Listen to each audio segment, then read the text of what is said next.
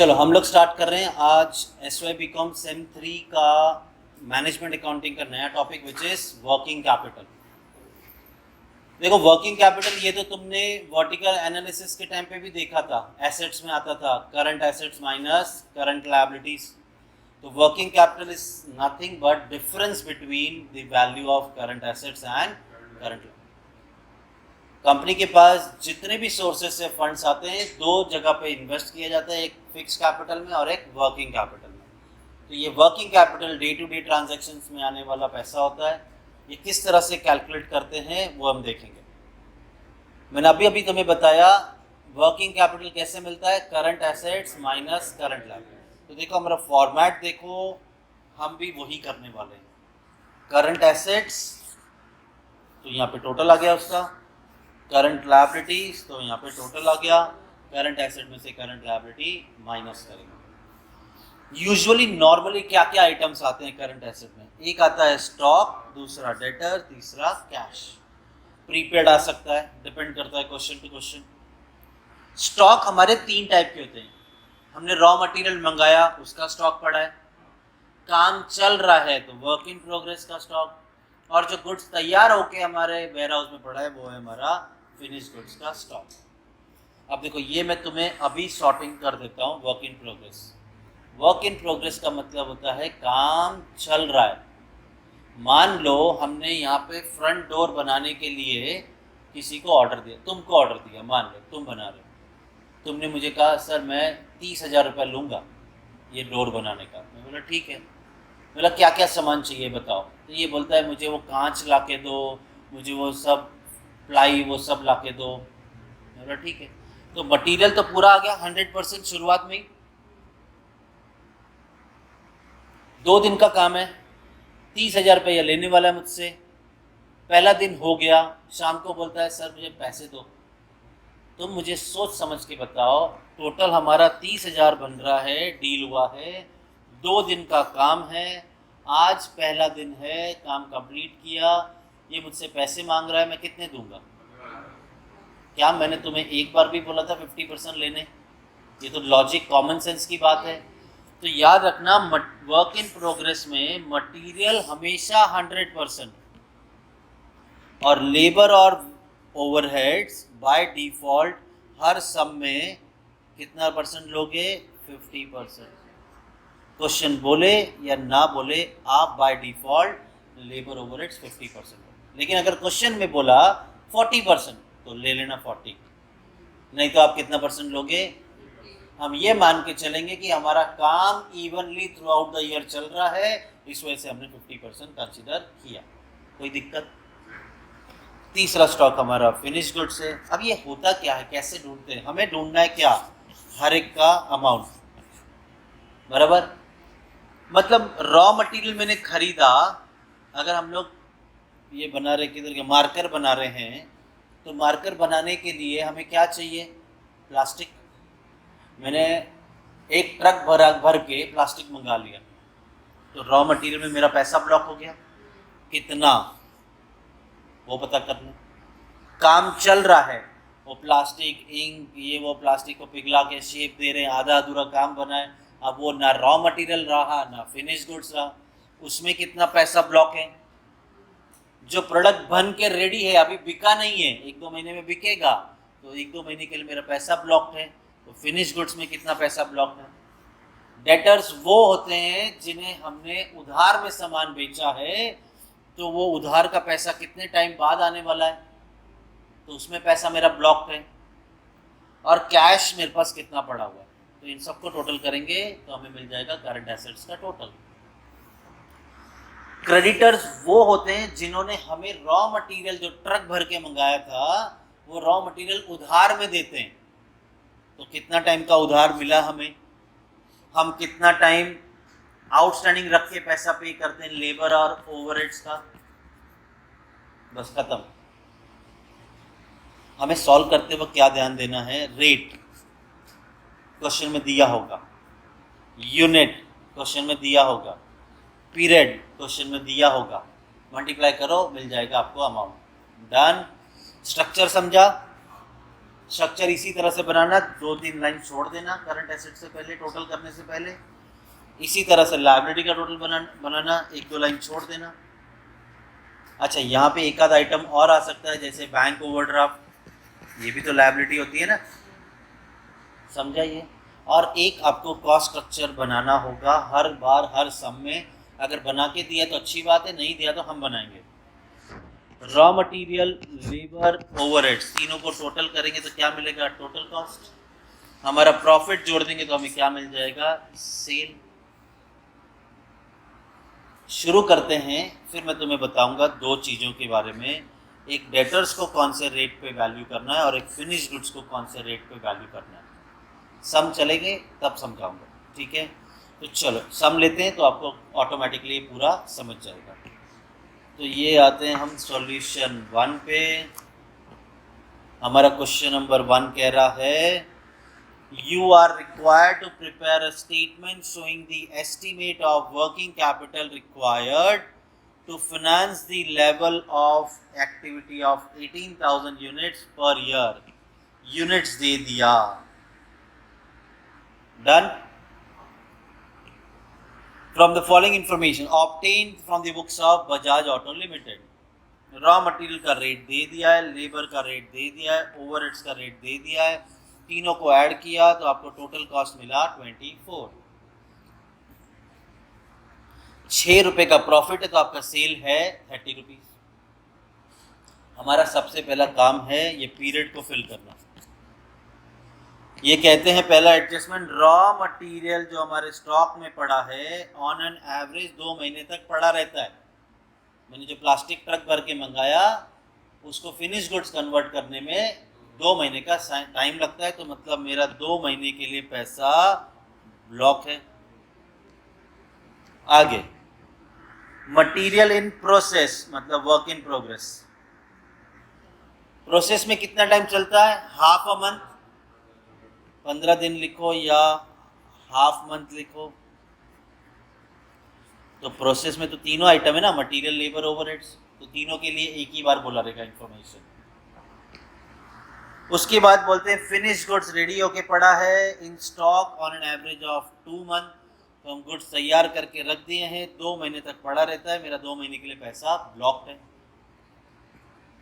फिर बोलते हैं क्रेडिट अलाउ बाय क्रेडिटर, हमें क्रेडिटर ने 2 महीने का उधार दिया है, क्रेडिटर ने हमें 2 महीने का उधार दिया है। क्रेडिट अलाउड बाय डेटर, हमने डेटर को 3 मंथ्स का उधार दिया है, तो डेटर आ गया आपका 3 मंथ। फिर आता है आपका लैग इन पेमेंट। जब भी ऐसा बोले लैग इन पेमेंट तो मतलब ये आउटस्टैंडिंग की बात कर रहे हैं। लैग इन पेमेंट मतलब आउटस्टैंडिंग। क्या है आउटस्टैंडिंग? वेजेस, आधा महीना रोक के पैसा देते हैं हम, तो वेजेस, तो आउटस्टैंडिंग में एक आइटम आ जाएगा that is wages half month. और लास्ट बोला है कैश ऑन हैंड हमारे पास 7,000 है, तो कैश आ गया अमाउंट सीधा सीधा 7,000। डन। फटाफट जवाब दो, ये जो पीरियड दिया है आपको, ये मंथ्स में दिया है, डेज में दिया है कि वीक्स में दिया है? तो यहाँ पे आपका ईयर में दिया ना यूनिट, इसे मंथ में कन्वर्ट कर देंगे हम, तो यहाँ पे आएगा यूनिट प्रोडक्शन, यूनिट प्रोडक्शन। हम पर मंथ ढूंढने जा रहे हैं, साल भर का है 18,000 यूनिट का प्रोडक्शन, इसे डिवाइड करेंगे 12 महीने से, तो ये आ गया कितना? हाँ, अरे करो कैलकुलेटर, खरीदा है कि नहीं खरीदा है? 1500 यूनिट्स पर मंथ। डन। तो हो गया, कहानी खत्म। सब जगह जहाँ पे मंथ लिखा है वहाँ पे यूनिट लिख दूंगा मैं 1500। Any problem? यहाँ तक कोई भी दिक्कत? तो जहाँ जहाँ पे मैंने मंथ लिखे है वहाँ पे यूनिट आ गया 1500। अब बचा कौन सा कॉलम? रेट। रेट तो दिया हुआ है हमें, मटेरियल 12, लेबर 3, ओवरहेड्स 9। मटेरियल कितना है? 12, तो ऑब्वियस सी बात है वही मटेरियल यूज़ कर रहे हैं, 12 का ही है। लेबर कितना है 3, ओवरहेड्स कितना है 9। आपका फिनिश गुड्स हमेशा टोटल कॉस्ट पे वैल्यू होगा, या तो इन तीनों का टोटल करो या तो आपको टोटल दिया हुआ है, तो आपको ये वैल्यू करना है 24 पे। डेटर्स वो होते हैं जिन्हें हमने सामान बेचा है, तो ये हमेशा कौन से वैल्यू पे रिकॉर्ड होगा, सेल्स वैल्यू पे। लेकिन अगर क्वेश्चन कई बार बोलेगा डेटर्स को टोटल कॉस्ट पे वैल्यू करो, तो फिर 24 रुपये लेना पड़ेगा। नहीं बोला है कुछ तो सेल्स पे वैल्यू करेंगे, और हमारा सेल्स कितना है 30, तो लो भाई यहाँ पे लिख दिया 30। पंगा तो यहाँ पे आएगा। क्रेडिटर कौन होते हैं? क्रेडिटर पैसा देना है जिसको हमने, क्यों देना है पैसा? उधार से क्या लिया है? गुड्स लिया है, रॉ मटेरियल लिया है। तो क्रेडिटर किस पे वैल्यू होगा? रॉ मटेरियल के प्राइस पे। रॉ मटेरियल का प्राइस कितना है 12, तो ये भी वैल्यू किस पे होगा 12। ये वेजेस को हम आधा महीना रोक के पैसा दे रहे हैं, तो वेजेस का जो रेट है वही, वेजेस का रेट क्या है 3, तो ये भी कितना आ जाएगा 3। हो गया, कहानी खत्म। अब कैलकुलेटर में कमाल दिखाओ अपना। 12 इंटू 1500 इंटू 2,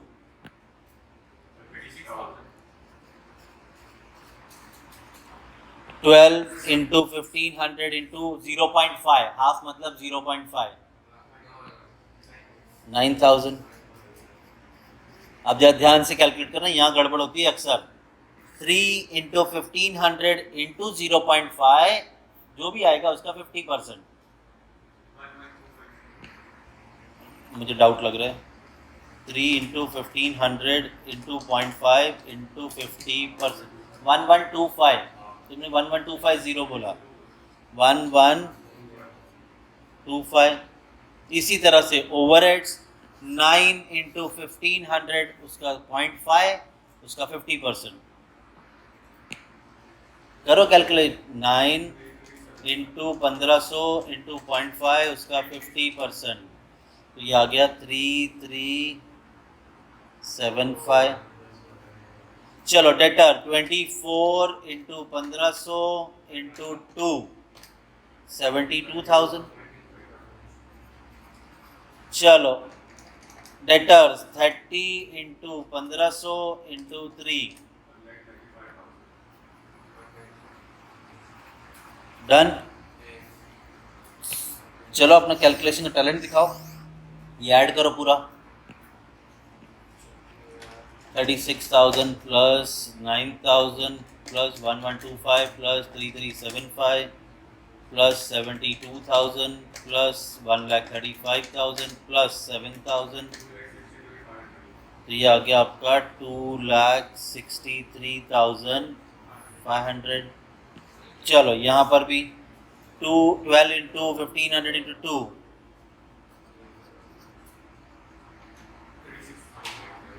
चलो 3 इंटू 1500 इंटू 0.5, मतलब हाफ मंथ, 2250। ये दोनों को जोड़ देंगे, 36,000 और 2250 38,250। करंट एसेट में से करंट लायबिलिटी माइनस करो, 2,63,500 माइनस 38,250, 2,25,250। हो गया, सम खत्म। इसी तरह से टेबल बना के सॉल्व करना। कुछ लोग फॉर्मूला से सिखाएंगे आपको, तो कोई दिक्कत नहीं, काम वही है, आप टेबल बना के सॉल्व करो, बात एक ही है। डन। सेकंड क्वेश्चन पे चलते हैं। बेस क्लियर है, अब थोड़े थोड़े हल्के हल्के ट्विस्ट आएंगे, ठीक है। Hero Honda limited had an annual sales of 50,000 unit. लो भाई यूनिट दे दिया, बराबर, और कितने में बेच रहे हैं? एट रुपीज 100 रुपीज में बेच रहे हैं, तो दे दिया ना सेल्स यहाँ पे 100। The company works for 50 weeks. वैसे मुझे बताओ साल में कितने वीक्स होते हैं? और यहाँ पे ये लोग कितने हफ्ते काम कर रहे हैं? 50 वीक्स काम कर रहे हैं, ठीक है। तो याद रखना, मुझे अभी ऐसा लग रहा है कि ये डेटा आपको वीक्स में देंगे। पिछले सब में मंथ्स में दिया था, तो हमने 12 मंथ से डिवाइड करके पर मंथ का यूनिट ढूंढा था। इस बार अगर वीक्स में दिया तो 50 से डिवाइड करेंगे, 52 से नहीं। क्वेश्चन 50 बोल रहा है। रेट दे दिया, रॉ मटेरियल, लेबर, ओवरहेड्स। यहाँ पे कुछ लिखा नहीं है, ये क्या है बताओ? ये क्या है आपका? Total cost. प्रॉफिट 40 ऐड किया तो सेलिंग प्राइस 100। आगे, the company has the practice of storing raw material for. तो लो भाई, रॉ मटेरियल कितने महीने तक ब्लॉक थे हमारा? 4 वीक्स। एक सेकेंड, ये आ गया आपका 4 वीक्स। आगे, wages and other expenses are paid after a lag of 2 week। Lag मतलब आउटस्टैंडिंग। इस बार 2 आउटस्टैंडिंग बोले, वेजेस और अदर एक्सपेंसेस। वेजेस और अदर एक्सपेंसेस मतलब ओवरहेड्स। तो यहाँ पे आउटस्टैंडिंग में आ जाएगा वेजेस एंड ओवरहेड्स। कितना टाइम बोला है? 2 वीक्स। तो ये भी 2 वीक्स, ये भी 2 वीक्स। डन। आगे, further, debtor enjoy credit of 10 weeks. Debtor को हमने कितने टाइम का उधार दिया है? 10 वीक्स का। आगे, and company gets credit of 4 week from supplier. Supplier वो होते हैं जो हमें सामान भेज रहे हैं, वो होते हैं क्रेडिटर्स। तो क्रेडिटर्स ने हमको 4 वीक्स का उधार दिया। डन। आगे, प्रोसेसिंग टाइम इज 2 वीक्स। तो वर्क इन प्रोग्रेस हो गया। तो यहाँ पे वर्क इन प्रोग्रेस तीनों आइटम 2 वीक्स, 2 वीक्स, 2 वीक्स, और बाय डिफॉल्ट लेबर ओवरहेड्स 50% लेना ही है। डन।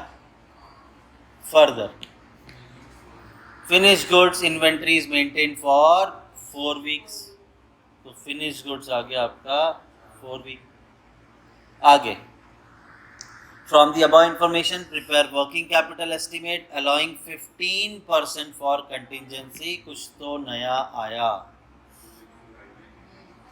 मतलब वर्किंग कैपिटल जो भी हमारा आंसर आए 15% एक्स्ट्रा ही रखो वर्किंग कैपिटल अपने पास। तो फिर लास्ट में जो भी वर्किंग कैपिटल आएगा, तो ये वर्किंग कैपिटल रिक्वायर्ड नहीं रहेगा। एक सेकेंड, ये वर्किंग कैपिटल रिक्वायर्ड नहीं रहेगा, ये बन जाएगा वर्किंग कैपिटल।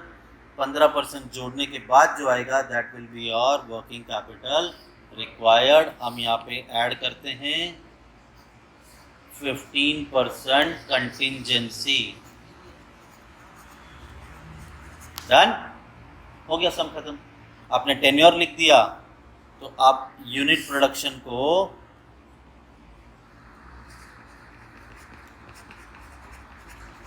पर वीक में ढूंढोगे।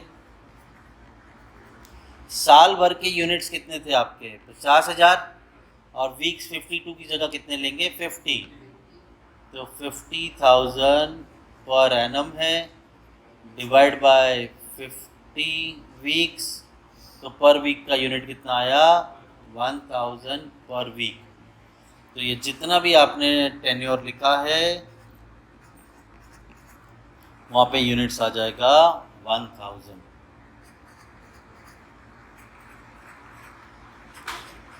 लो भाई, हो गया। अब रेट फिल करेंगे तो हमारा सम हो जाएगा ख़त्म। रेट देखते हैं। Material 30, labour 10, overheads 20।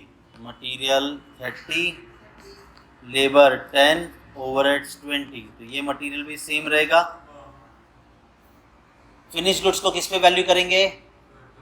Total cost. और टोटल कॉस्ट कितना है आपका? 60। डेटर्स को किस पे वैल्यू करेंगे? सेल्स, और सेल्स से आपका 100। क्रेडिटर्स को किस पे वैल्यू करेंगे? रॉ मटेरियल, और रॉ मटेरियल आपका 30। बाकी वेजेस, ओवरहेड्स 10 और 20 दिया हुआ है। डन। चलो कैलकुलेटर शुरू करो। 30 इंटू 1000 इंटू 4 करो calculate. 1,20,000। 30 into 10, 30,000 into 2 is 60,000. 10 into 1,000, 10,000 into 2, 20 उसका 50%. 20 into 1,000 is 20,000 into 2, 40,000 उसका आधा 20. 60 into 10, 1,000 is 60,000 into 4, 6 12 24, 2,40,000 बराबर. 100 into 1,000, 10,000 into 10, 1 लाख आते हैं. 1 लाख कि 10 लाख है. 10 लाख. इस बार कैश नहीं दिया तो चलो जोड़ देंगे. 1,20,000 plus 60 plus 10 70 80 90 plus 2,40,000 plus 10 lakh. तो ये आ गया आपका टोटल 14,50,000.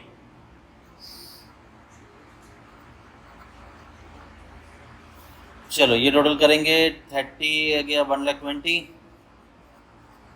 10 into 1,000, 10,000 into 2, 20,000 और ये 40,000. अब ये टोटल कितना आ रहा है आपका 120, 140, 180. करंट एसेट्स 14,50,000 में से 180 माइनस करेंगे तो 12,70,000 का वर्किंग कैपिटल. इस 12,70,000 पे हमको 15% कंटिजेंसी निकालना है ऑन 12,70,000. इसका 15% होता है 1,90,500.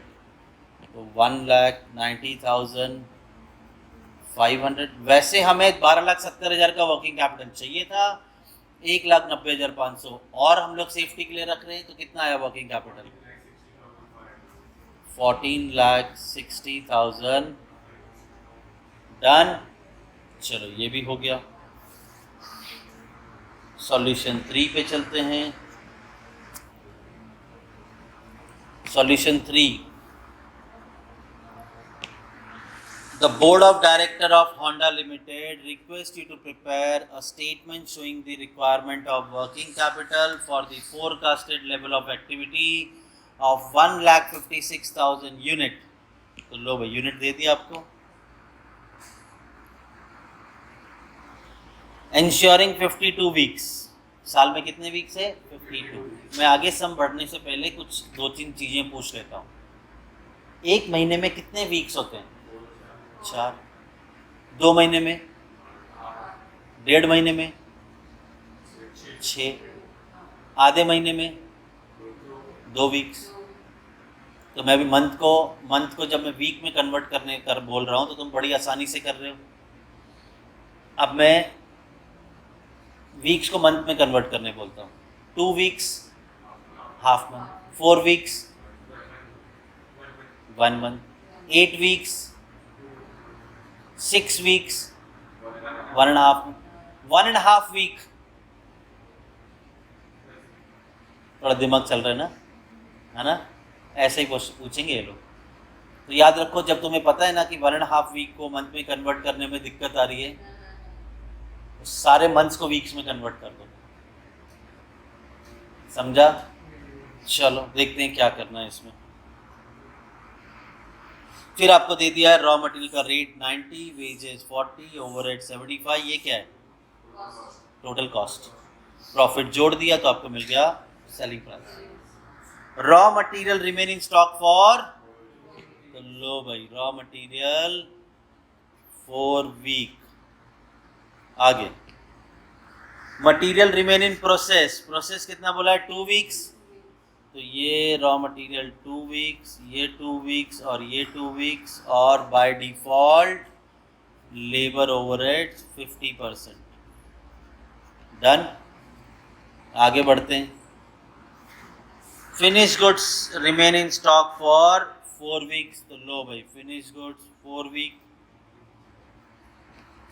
Further credit available from supplier is 4 week. हमें सप्लायर मतलब क्रेडिटर ने 4 हफ्ते का उधार दिया है. आगे टाइम लैग का मतलब आउटस्टैंडिंग. किसका बोला है डेटर. ऑब्वियस ही बात है डेटर से पैसा लेना तो आउटस्टैंडिंग ही है. इसे मत लायबिलिटी में डाल देना. डेटर्स तो एसेट में ही होता है. जानबूझ के टाइम लैग बोल रहे हैं, हमें पता है वो डेटर्स इज आउटस्टैंडिंग 8 वीक्स, तो डेटर है 8 वीक का उधार दिया हमने। टाइम लैग मतलब आउटस्टैंडिंग किसका है, payment of wages is 1.5 week, तो आउटस्टैंडिंग में अब आएगा वेजेस 1.5 मतलब 1.5 वीक। आगे पेमेंट ऑफ ओवरहेड्स का भी टाइम लगे 4 वीक्स, तो इस बार एक और आउटस्टैंडिंग है overheads 4 weeks. Cash in hand हमारे पास 60,000 रहता है, तो कैश आ गया 60,000। Operation is expected to be distributed evenly throughout the year, आपका जो भी काम चल रहा है वो इक्वली चल रहा है हर महीने में, इसी वजह से हमने लेबर ओवरहेड्स को 50% लिया है। अब ये आता है इम्पोर्टेंट लाइन, मैंने कहा था ना अब हर सम में कुछ ना कुछ ये लोग नया देंगे। Of the total sales 20% are expected to be cash. मैं एक हिंट देता हूँ तुम्हें, ऐसा आड़ा टेढ़ा एडजस्टमेंट जो भी आएगा या तो ये डेटर पे आएगा या तो ये क्रेडिटर पे होगा। तुम मुझे बताओ ये रीड करके दोबारा, ये डेटर पे एडजस्टमेंट है कि क्रेडिटर पे? कैसे मालूम पड़ा? सेल से मालूम पड़ा। हम और ये क्या बोल, चलो ये तो मालूम पड़ेगा डेटर पे, ये 20% के बारे क्या बोल रहे हैं? कैश में सेल किया है। अगर मैं इनको मतलब मैं टोटल जो भी सेल कर रहा हूँ 20% इनको मैंने कैश में सेल किया, तो 80% क्या है?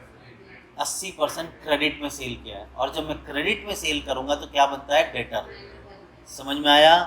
तो ये एडजस्टमेंट डेटर पे है, तो डेटर जो भी मैं कैलकुलेट करूँगा, डेटर में जो भी कैलकुलेट करूँगा उसका 80% लूँगा मैं, क्योंकि 20% मैं कैश में बेच रहा हूँ। तो जब क्रेडिट में बेचेंगे तभी डेटर बनता है। तो यहाँ पे देखो डेटर 20% कैश है, तो बचा हुआ 80%। समझने वाली बात है, ये क्रेडिट में सेल किया है, और जब क्रेडिट में सेल करोगे तभी डेटर बनता है, बराबर? चलो बस अब तो सब हो गया। अब पूरा डेटा वीक्स में दिया है, साल भर के यूनिट्स दिए, और इस बार 52 वीक्स लेने बोला, तो ठीक है। यूनिट प्रोडक्शन हमें चाहिए पर वीक, तो साल भर में 1,56,000 यूनिट बन रहा है, और एक साल में 52 वीक्स लेने बोला है, तो पर वीक कितना? 3,000। सो 3,000 यूनिट आया पर वीक। अब तुम्हें पता है सब जगह कितना लिखना है? 3,000। इससे इजी कहीं नहीं समझेगा, समझा? चलो 3,000। अब क्या चाहिए? रेट। रेट तो क्वेश्चन में से उठा के ले लेंगे। रॉ मटेरियल 90, लेबर 40 या 75। रॉ मटेरियल 90, लेबर कितना था? 40 और 75, ये 40 ये 75। तो यहाँ पर भी जो मटेरियल है ये वही मटेरियल जो हमने लाए हैं। फिनिश गुड्स किस पे वैल्यू होता है? Total cost. टोटल कॉस्ट कितना है? 205। डेटर्स किस पे वैल्यू होता है? सेल। भांग पियो। 265। डन। हाँ अब तुम सही हो। क्रेडिटर किस पे वैल्यू होता है? Raw material. रॉ मटेरियल का रेट है 90, और लेबर ओवरहेड 40 एंड 75। डन। ये टोटल कर करके तुम लोग कर लेना, समझा? ये करूँ मैं? ये तो आ जाएगा ना, अननेसेसरी काम क्यों करना? सम सीखने आए हो तुम, कुछ यूनिक रहेगा तो पूरा सम कराऊंगा। चलो अब यूनिक आ गया।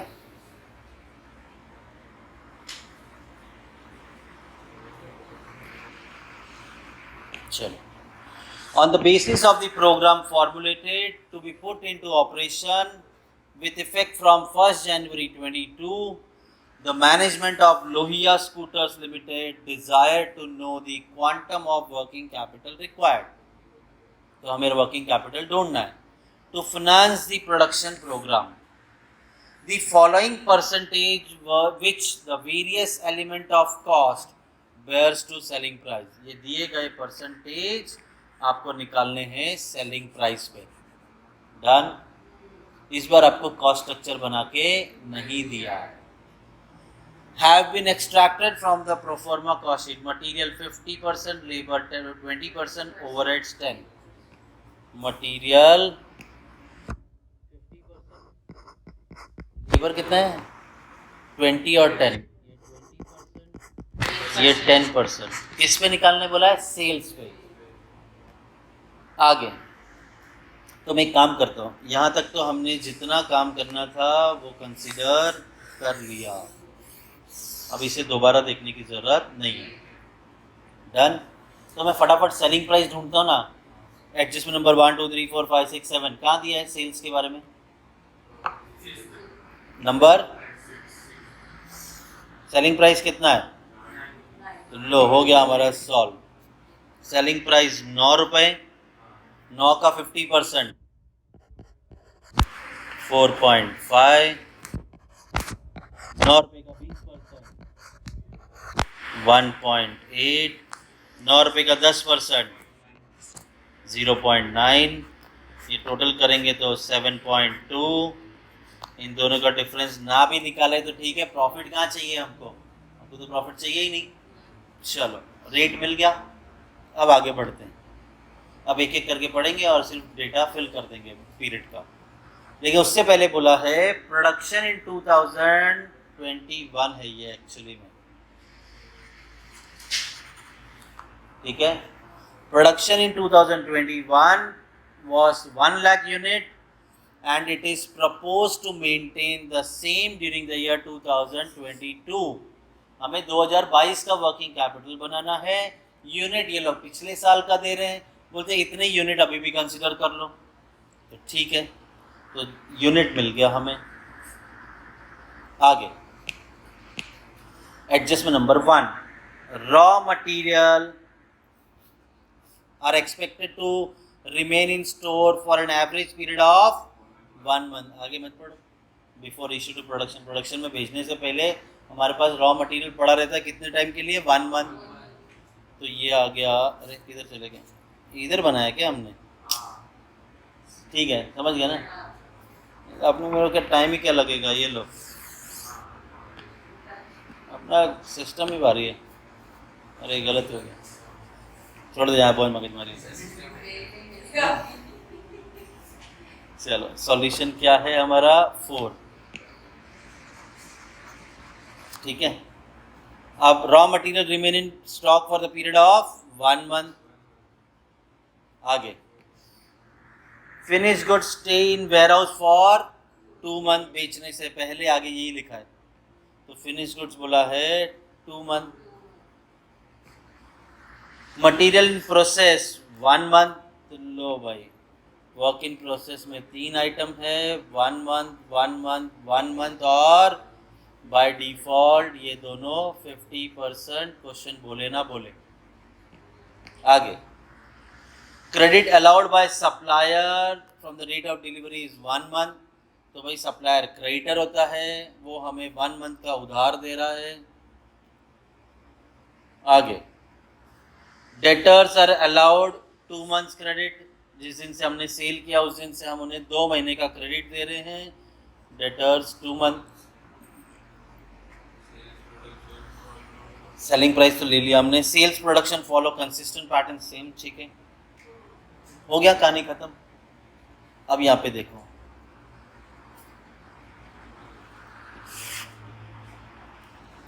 Production, unit production, unit production.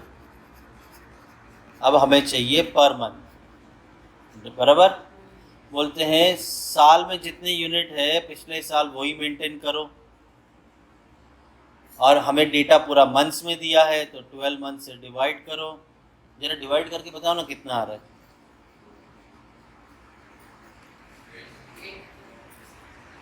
Decimal में आ रहा है ना? ऐसा नहीं लेने का डेसिमल में। तो सुनो अभी क्या करना है। तो अब हम करेंगे क्या, 1,00,000 डिवाइडेड बाय 12। डेसिमल में ले लोगे ना तो आपका आंसर गड़बड़ा जाएगा।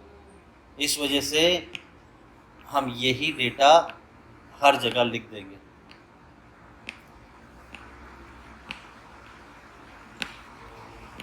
समझा कि नहीं समझा? तो ये डेसिमल वाले केस में इतना याद रखना। डन। अब क्या चाहिए हमें, रेट चाहिए। रेट फिल कर देंगे। रॉ मटेरियल 4.5, तो ये रॉ मटेरियल भी 4.5, ये रॉ मटेरियल भी 4.5 और क्रेडिटर भी 4.5। लेबर 1.8, ओवरहेड 0.9, लेबर 1.8, ये 0.9। finished goods are valued at total cost which is 7.2, debtors are valued at selling price which is 9, creditor हो गया। चलो done done done done done. चाहिए क्या कैलकुलेशन टोटल? हाँ चाहिए। चलो अब मेरे साथ कैलकुलेशन करो। 4.5 इंटू 1,00,000 डिवाइड बाय 12 इंटू 1, ये 37,500 बोलते हैं उसको।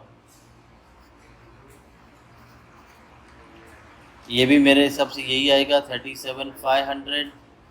चलो 1.8 इंटू 1,00,000। अब देखो 12 को लास्ट में लेना कैलकुलेशन, इंटू 1 डिवाइड बाय 12। अब इसका 50%, 7,500। 15,000 कौन बोला? आगे 0.9 into 1,00,000 into 1 month divide by 12 करके फिर 50% निकालो। तो ये आ गया 3,750।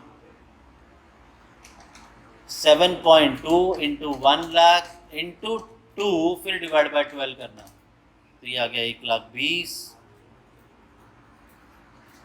9 इंटू 1,00,000 इंटू 2 मंथ्स फिर डिवाइड बाय 12 करना, तो ये आ गया 1,50,000। चलो टोटल करो, 1,50,000 plus 1,20,000 plus 3,750 plus 7,500 plus 37,500 plus 37,500, ये आ गया आपका टोटल 356,250। कैश दिया नहीं था। डन। ये आ गया 37,500। आउटस्टैंडिंग दिया नहीं है तो टोटल भी आ गया आपका 37,500। अब 356,250 में से माइनस करेंगे 37,500, तो ये आ गया 3,18,750। डन। चलो आगे बढ़ते हैं।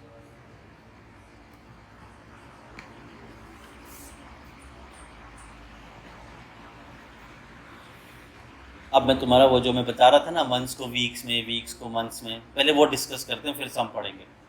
लास्ट में बोला है you are required to prepare statement showing the working capital needed to be financed a level of activity of 1,04,000 units of production. You may assume that production is carried out evenly throughout the year. Wages and overheads accrue similarly. कुछ समझने की जरूरत नहीं है, जो मैंने फंडा बताया वो फॉलो करो, ज़्यादा दिमाग चलाने की जरूरत नहीं। Take 1 year is equals to 52 weeks, हमें पता है, और 1 month इज 4 वीक, ये भी हमें पता है। अब मैं डेटा सॉल्व करने से पहले एक बार पूरा देख लेता हूँ, पढ़ लेते हैं, फिर हम सॉल्व करेंगे। यहाँ पे तो पूरा आपको रेट दिया है। Raw material stock on average 1 month, ये मंथ में दिया डेटा। उसके बाद बोल रहे हैं material in process on half month, तो ये भी मंथ में दिया है। फिनिश गुड्स इन स्टॉक, ये भी मंथ में दिया है। Credit allowed by supplier 1 month, ये भी 1 मंथ में दिया है। Credit allowed to debtors is 2 month, इतने अच्छे लोग हैं, सब मंथ में दे रहे हैं। हाँ, lag in payment of wages is 1.5 week, हो हो गया सत्यानाश। 1.5 वीक। अब वीक को मंथ में कन्वर्ट करना थोड़ा पंगा है। देखो यहाँ पे जिस तरह से मैं सिखा रहा हूँ उसके हिसाब से आपको पूरा पीरियड या तो मंथ में लेना है या तो वीक में लेना है। वर्किंग नोट के हिसाब से करोगे तो कोई दिक्कत नहीं आएगी। फिर वहाँ पे आपको अगर मंथ में कैलकुलेट करना तो 12 से डिवाइड करो, वीक्स में कैलकुलेट करना तो 52 से डिवाइड करो। बट हम तो एक ही बार यूनिट्स लेते हैं ना, या तो मंथ में लेते हैं या तो यूनिट्स में। तो ये 1.5 वीक, इसे मैं मंथ में नहीं कन्वर्ट कर पा रहा हूँ तो मैं सारे मंथ को वीक में कन्वर्ट कर देता हूँ। तो यहाँ पे आ गया सबसे पहले रॉ मटेरियल 1 मंथ मतलब 4 वीक्स, ये हाफ मंथ मतलब 2 वीक्स, ये 1 मंथ मतलब 4 वीक्स, ये 1 मंथ मतलब दोनों के लिए 4 वीक्स, ये 2 मंथ मतलब 8 वीक्स। तो ये रहने दो ना, फिर 1.5 वीक तो 1.5 ले लेंगे। आगे lag in payment of overheads expenses 1 month मतलब 4 वीक। अब एक खतरनाक एडजस्टमेंट आ रहा है, 1/4 of the output is sold against cash. मैंने आप लोगों को समझाया था, या तो डेटर्स के ऊपर एडजस्टमेंट होगा या तो क्रेडिटर पे होगा। ये किस पे? डेटर्स। कैसे मालूम पड़ा? तो क्रेडिटर पे एडजस्टमेंट कैसे मालूम पड़ेगा? परचेज बोला होगा, खत्म, डन। वो परचेज बोला होगा तो ये सोल्ड है तो मतलब डेटर पे एडजस्टमेंट है। डेटर का काम करते हुए इसको देख लेंगे। और कैश हमारे पास हमेशा पड़ा रहता है 25,000। चलो भाई हो गया। हम सारा डेटा वीक्स में कन्वर्ट कर रहे हैं तो ये 1,04,000 यूनिट्स का जो प्रोडक्शन है ये भी वीक्स में चाहिए होगा हमें। हाँ बस ऐसे एकदम चैंपियन जैसे रहो, फटाफट जवाब देना है। तो ये यूनिट प्रोडक्शन अभी ढूंढ लेते हैं।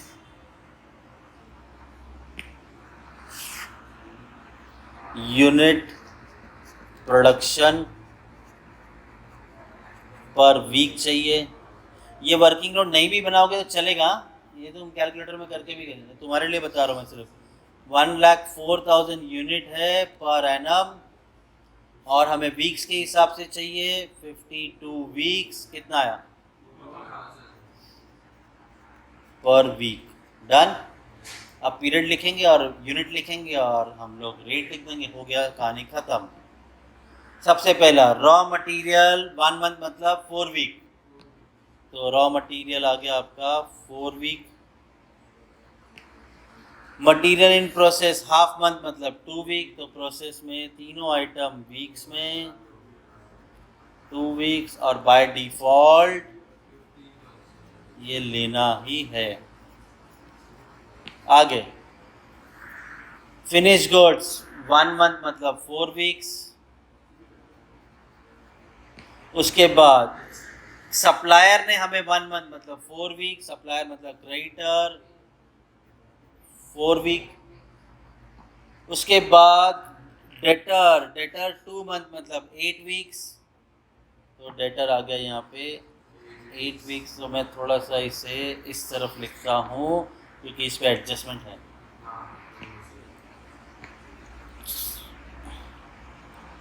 लैग इन पेमेंट वेजेस और lag in payment overheads. Wages 1.5 week है, वेजेस 1.5 मतलब 1.5 वीक्स। और ओवरहेड्स भी बोला है, ओवरहेड्स क्या बोल रहे हैं? 1 मंथ मतलब 4 वीक्स, बराबर। आगे 1/4, ये तो मैं अभी करूँगा सॉल्व। पहले कैश लिख देते हैं। कैश कितना है? 25,000। डन। अब देखते हैं ये क्या बोला है। बोलते हैं आउटपुट हमने जो सेल किया मतलब डेटर पे एडजस्टमेंट है। बोलते हैं डेटर में से 1/4 हम कैश में बेच रहे हैं, तो बचा हुआ क्रेडिट में बेच रहे हैं ना। कितना? 1/4 मतलब 4 में से 1, तो 4 में से बचा कितना? 3, तो 3/4 आपने क्रेडिट में बेचा है। तो जो डेटर होगा वो हम लेंगे 3/4। डन। चलो अब यूनिट तो हमें पता है 2000 है पर वीक, तो चलो सब जगह हम यूनिट लिख देंगे 2000। हाँ बोलो बोलो, क्या बोल रहे थे?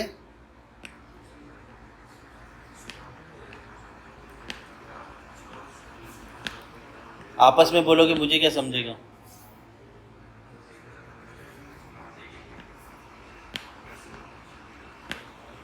डन। हाँ क्या बोल रहे थे? हो गया, क्लियर हो गया अपने आप। अब इसका रेट, रेट तो दिया हुआ है, रॉ मटेरियल 80, तो ये रॉ मटेरियल 80, ये रॉ मटेरियल 80 और ये क्रेडिटर भी 80। लेबर 30 ओवरहेड 60, लेबर 30 ओवरहेड 60, तो ऑब्वियस सी बात है यहाँ पे भी लेबर ओवरहेड 30 60। फिनिश गुड्स किस पे वैल्यू होता है? टोटल कॉस्ट, वो तो है 170। डेटर किस पे वैल्यू होता है? सेल्स, वो तो है 200। चलो मैं सिर्फ डेटर का अमाउंट निकाल के देता हूँ, बाकी तुम कर लोगे। या 75% तुम बोल रहे हो, मैं इसके लिए नहीं ना करने से मगजमारी क्यों करना है। तो 200 इंटू 2000 इंटू 8 इंटू 3/4, ओ तेरी 24 लाख। तुम पक्का इसमें गड़बड़ करोगे, मैं सॉल्व करके देता हूँ। करो कैलकुलेशन, वाह बैठे बारात में आए हैं, कैलकुलेशन करना है। पहला वाला बताओ, देखा? हाँ 80 इंटू 2000 इंटू 4, 6 लाख। ये आ जाएगा फिर 3,20,000। आगे 30 इंटू 2000 इंटू 2, उसका 50%, 60,000। चलो अगला बता, मेरे से पहले बताया करो तो ही तो बात है। 120। फिनिश गुड्स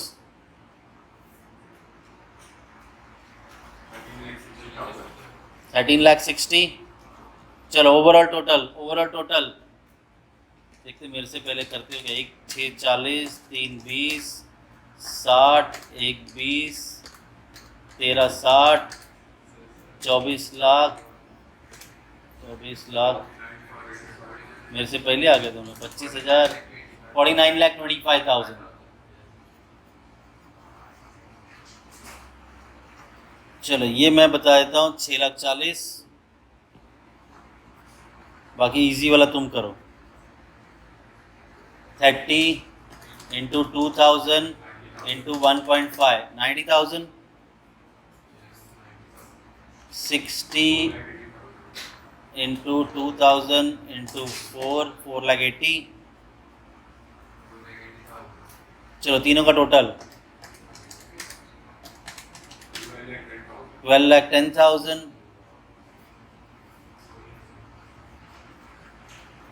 करंट एसेट में से करंट लायबिलिटी माइनस करो।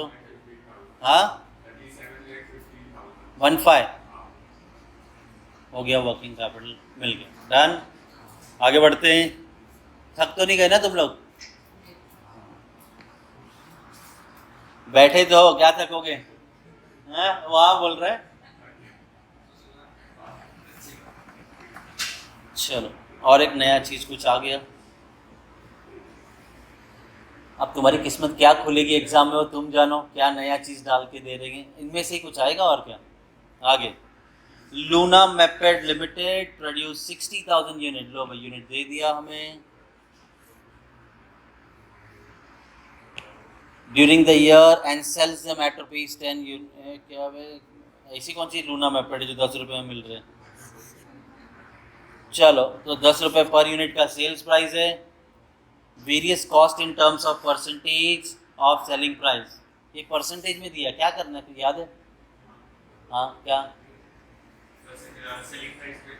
सेलिंग प्राइस पे ये सारे परसेंटेज निकलेंगे। तो आपका सेलिंग प्राइस कितना है? 10 बराबर 60 10 20। लो भाई बनाते हैं।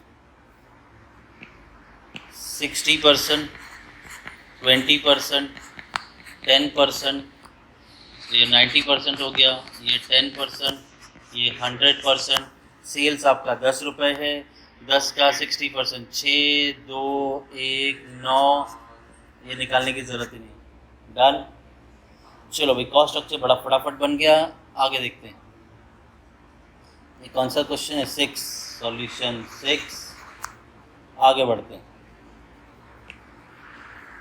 The activity of purchasing, producing, selling occurs evenly throughout the year। Information है।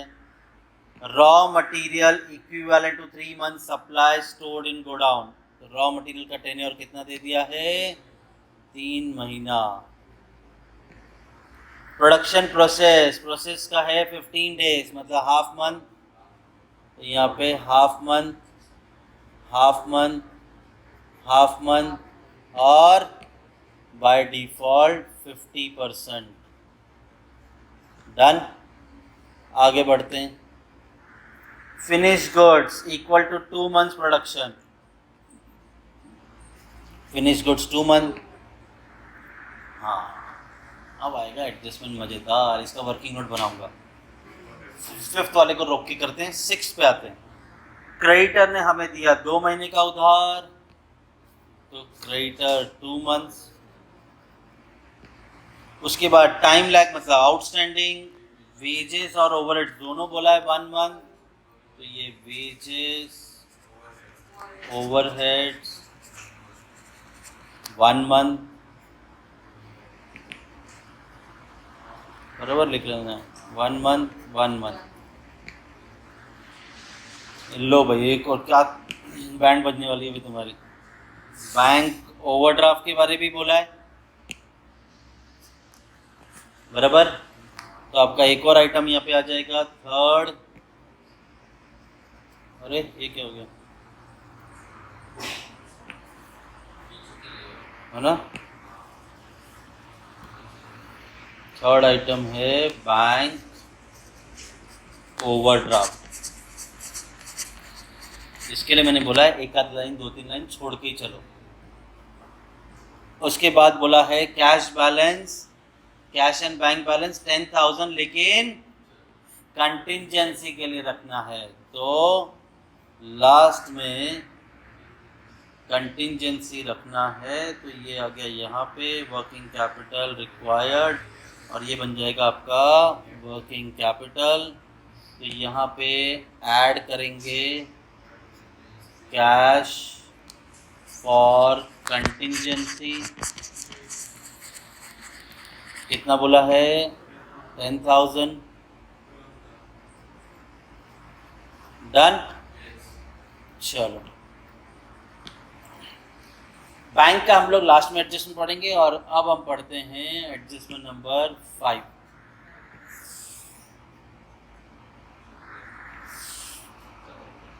जरा ध्यान देना अभी एडजस्टमेंट, पहले यहाँ पे बनाता हूँ फिर वहाँ पे कॉपी करके देता हूँ।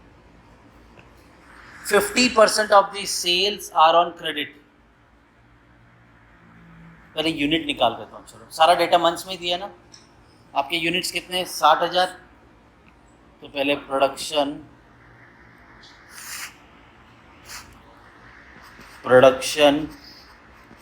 पर मंथ 60,000 यूनिट है। डेटा हमें मंथ्स में दिया है, तो कितना है प्रोडक्शन, 5,000 यूनिट्स पर मंथ। मतलब देखा जाए तो मैं सब जगह कितने यूनिट्स लिखने वाला हूँ, 5,000, बराबर ना, सब जगह बराबर। लेकिन अभी देखो क्या बोला, बोलते 50% of sales are on credit. मतलब अगर मैं 5,000 यूनिट बेच रहा हूँ तो इसका 50% ही क्रेडिट में है, 50% क्रेडिट है। तो कॉमन सेंस लगाने वाली बात है, बाकी का हमें कैश से कोई लेना देना नहीं, हमें क्रेडिट से लेना है। अब आगे, हाफ दी क्रेडिट सेल। अभी मालूम पड़ गया मुझे क्रेडिट सेल्स कितना है, 2,500, बराबर ना। किसी को डाउट है, 5,000 यूनिट हम बेच रहे हैं, आधा क्रेडिट में है, मतलब 2,500। बोलते हैं half the credit sales are made to those customer who accept bill of exchange for 6 months period. बोलते इसका जो आधा है, हाफ, विच इज 1,250 यूनिट, ये हमने उनको बेचा है जिन्होंने बिल ऑफ एक्सचेंज एक्सेप्ट किया है। बिल ऑफ एक्सचेंज लेटर के बाद ही बनता है ना, 6 मंथ्स के लिए, और रिमेनिंग डेटर 3 मंथ्स का क्रेडिट एंजॉय कर रहे हैं, मतलब रिमेनिंग हाफ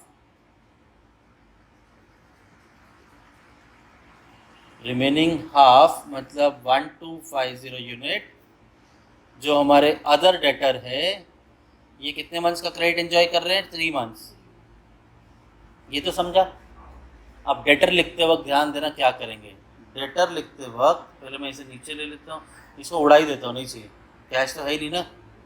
डेटर में 2 चीज़ें आ जाएगी, एक बिल ऑफ एक्सचेंज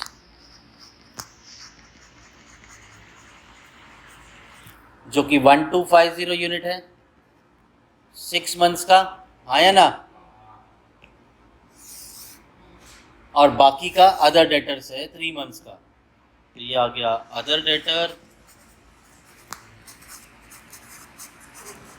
ये भी 1250 यूनिट है, 3 मंथ। अब तुम ये डेटर मत ढूंढते बैठना, हो गया डेटर, डेटर का ब्रेकअप दिया हुआ है बराबर। हाँ, बाकी सब जगह मैं यूनिट लिख दूंगा 5000, बट डेटर में नहीं लिखूंगा क्योंकि वहाँ पे वर्किंग नोट दिया था हमने, उसके हिसाब से बनाया। डन, क्लियर है। चाहिए तो यहाँ पे वर्किंग नोट फिर दे देता हूँ।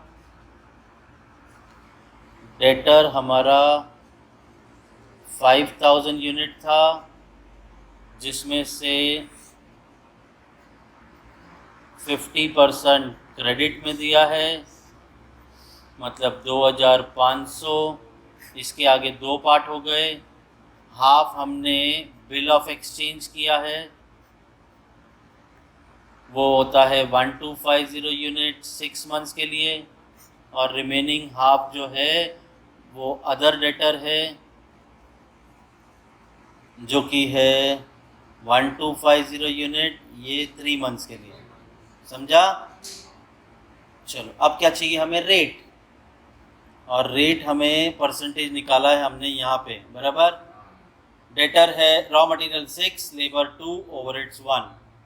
रॉ मटेरियल 6, तो ये भी रॉ मटेरियल 6 और क्रेडिटर भी 6। लेबर 2 ओवरहेड्स 1, लेबर 2 ओवरहेड्स 1, तो यहाँ पर भी labour 2 overheads 1। Finished goods are valued at total cost, which is 9. Debtors are valued at selling price, which is 10. हो गया। अब कैलकुलेशन शुरू करो फटाफट, क्विक। 90,000 6 5 30 का आधा 15,000, 10 का आधा 5 का आधा 2,500। मेरे को कंफ्यूज कर रहे थे। 2,500 चेक कर लो भाई एक बार। ये 10,000 का आधा 5 का आधा 2,500, 5,000 का आधा 2,500 का आधा 1250। 9 इंटू 5 9 5 45, 45 का double 90,000। 1250 into 10 12,500, 12,500 into 6 75,000। 12,500 into 3 37,500 total. मैं करता हूँ पहले 90,000 plus 15,000 plus 2,500 plus 1250 plus 90,000 plus 75,000 plus 37,500, 3,11,250।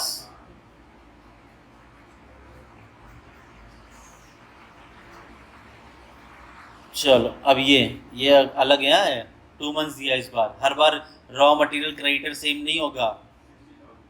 और ये क्या हो गया? चलो कितना? ये हो गया आपका 60,000,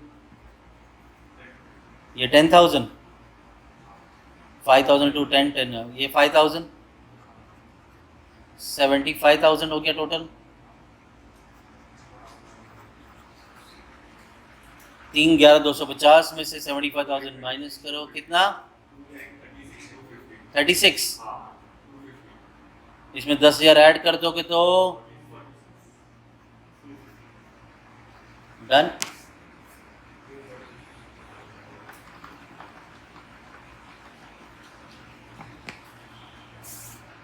आगे बढ़ते हैं।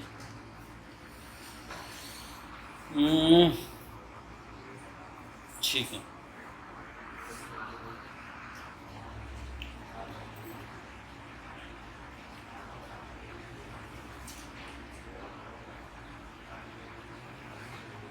चलो। Finance Director of Smart Limited intends to plan financial requirement of working capital for the company for coming year 2011. The share capital of the company is 10 lakh. The company also issued 10% debenture of 1 lakh 50. 7 नहीं? अच्छा, ये working note इधर बना था ना, मुझे लगा हो गया। चलो 7 कर लेते हैं। उसके जैसा नहीं, थोड़ा सा अलग है वो। अभी तक डेटर पे एडजस्टमेंट था, अब क्रेडिटर पे भी आएगा। चलो, a factory produced 84,000 units during the year and sells them at rupees 50 per unit. लो भाई, अब मैं कॉस्ट स्ट्रक्चर यही बना देता हूँ। सेलिंग प्राइस मिल गया 50, जरा 50 का 55% निकालो तो रॉ मटेरियल का रेट मिल जाएगा। बोलो, 50 का 55%, ये आ गया 27.5। जरा 50 का 18% निकालो, 9। 50 का 17% निकालो, जरा टोटल कर दो ये तीनों का।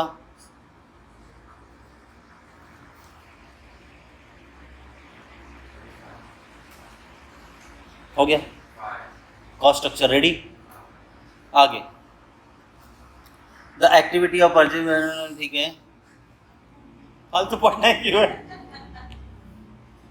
आगे, raw material equivalent to 1.5 month supply store in godown. तो raw material 1.5 month, production process 15 days मतलब हाफ मंथ, ये तीनों हाफ मंथ, और बाय डिफॉल्ट 50% लेना ही है। डन। आगे, finish goods equal to 1 month production, तो finish goods 1 month. Debtor get equal to 1 month production in stock, तो डेटर भी हो गया 1 मंथ। क्रेडिटर हमें अलाउ कर रहा है 2 मंथ का क्रेडिट, तो क्रेडिटर 2 मंथ। टाइम लैग मतलब आउटस्टैंडिंग, वेजेस ओवरहेड्स दोनों बोला है 1 मंथ, तो यहाँ पे वेजेस, यहाँ पे ओवरहेड्स 1 मंथ। उसके आगे, cash and bank balance is to be maintained 15% of net working capital. आया सबसे खतरनाक एडजस्टमेंट, ठीक है। और यहाँ पे एडजस्टमेंट दिया है 25% परचेज आर फॉर कैश। मैंने तुमको बताया है ये एडजस्टमेंट या तो डेटर पे होगा या तो क्रेडिटर पे होगा। इस बार किस पे है? परचेज बोला है तो क्रेडिटर पे है। अब ये क्रेडिटर जो है, क्रेडिटर हमें 25% कैश में बेच रहा है। क्रेडिटर तो तब बनता है जब क्रेडिट में होगा, बराबर। तो इस बार डेटर नहीं, इस बार क्रेडिटर के कैलकुलेशन के आगे 75% लेंगे, क्योंकि 75% ही उधारी है। अब आता है ये वर्किंग कैपिटल, ये तो लास्ट में आएगा जब तुम्हारा सब कुछ कैलकुलेट होगा, तब एडजस्टमेंट नंबर 8 सॉल्व होगा।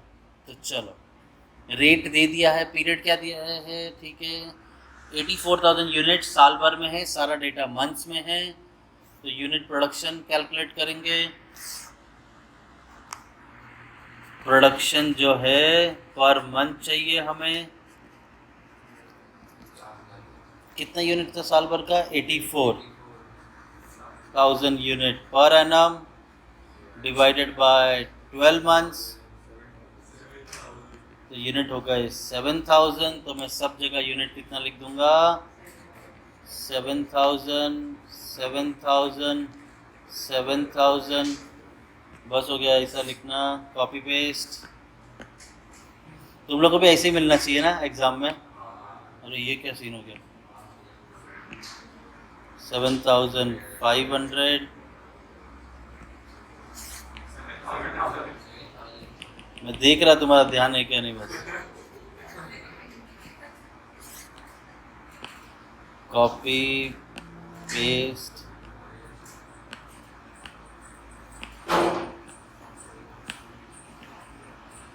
चलो डन।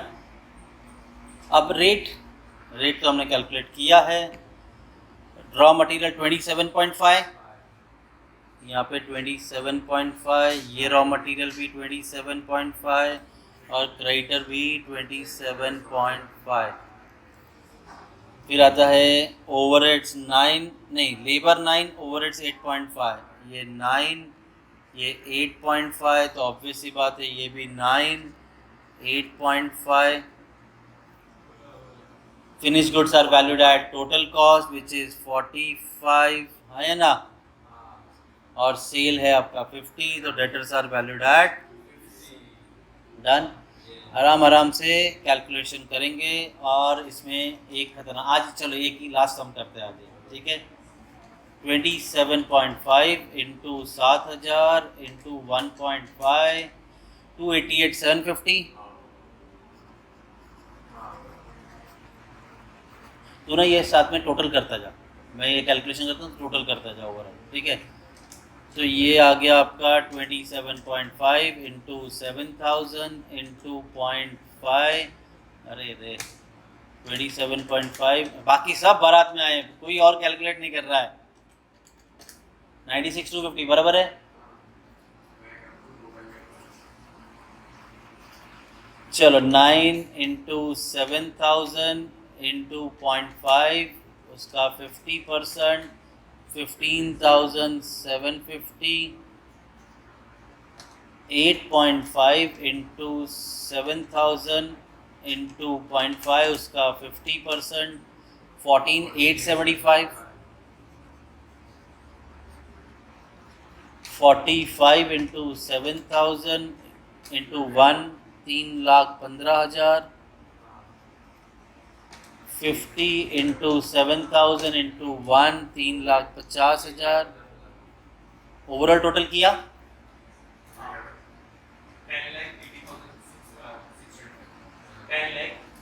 80,625। जरा ध्यान देना, अभी ध्यान देना। आपका करंट एसेट विदाउट कैश है, कैश तो लिया ही नहीं ना हमने। कितना आ रहा है, 10 लाख।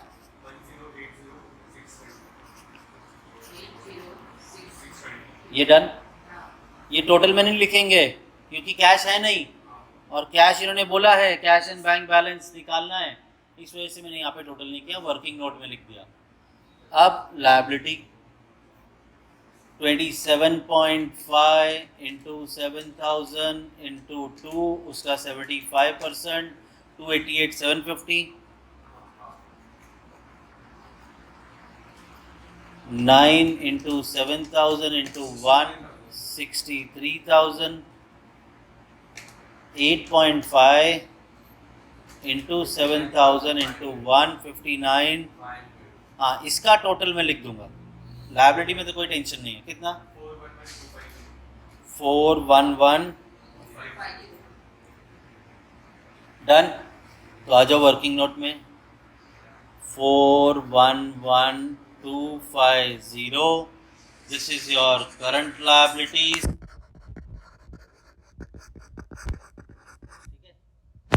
तो आपको मिल जाएगा 669,375। This is your working capital without cash. Without cash. ध्यान देना, मैंने क्यों ऐसा ढूंढा है, क्योंकि ये लोग क्या बोल रहे पता, कैश बैलेंस है आपका 15%, किसका, नेट वर्किंग कैपिटल, मतलब ये टोटल में से ये माइनस करने के बाद ये नेट वर्किंग कैपिटल, इसका 15% आपका कैश होना चाहिए, किसका, ये फाइनल टोटल। अरे फाइनल टोटल ही नहीं हमारे पास, तो कहाँ से निकालेंगे, तो इसका मतलब ये जो मुझे वर्किंग कैपिटल मिला है, अब आता है हमारे मुद्दे की बात। वर्किंग कैपिटल हमें जो मिला है 6,69,375, ये ओरिजिनल अमाउंट नहीं है, ओरिजिनल मतलब 100% नहीं है ये इसमें 15% कैश नहीं है, तो ये आपका 85% है सर। तो जो कैश है आपका, वो जो 15% है, वो क्रॉस मल्टीप्लाई करके कितना,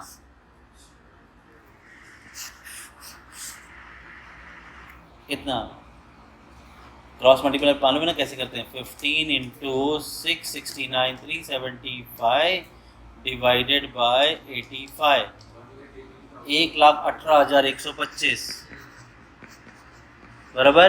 अब जादू दिखाता हूँ, 1,18,125 तुमने 3,50,000 तक का तो टोटल किया था, दैट वाज 10,80,625, तो 10,80,625 में ये कैश ऐड किया 11,98,750, वन मत किया करो, अब तुम लोग ग्रेजुएशन में आए हो, अमाउंट बोलने आनी चाहिए। 11,98,750, इसमें से लायबिलिटी माइनस करेंगे, 4,11,250, तो ये आ गया आपका 7,87,000। जरा चेक करो ये 7,87,500 का 15% कैश मैच हो रहा है क्या, समझा। तो अगर जिस पे कैलकुलेशन बोला वही नहीं है, तो इस तरह से आपको कैश ढूंढना पड़ेगा, ये हमारा मेन काम था। तुम्हारी मर्जी, ऑब्वियस है working note should form part of your answer, तो बनाओगे तो अच्छा है, अगर बिना उसके तो आप कर भी नहीं पाओगे, ऐसा लिखना। हाँ वही रफ तरह वर्किंग नोट बन गया। अब हम लोग वो स्कूल सेक्शन में तो है नहीं है, लास्ट पेज पे वर्किंग करेंगे, अब हमारा स्टैंडर्ड क्या होता है, सम, अगले पेज पे वर्किंग, यही तरीका। चलो भाई हो गया।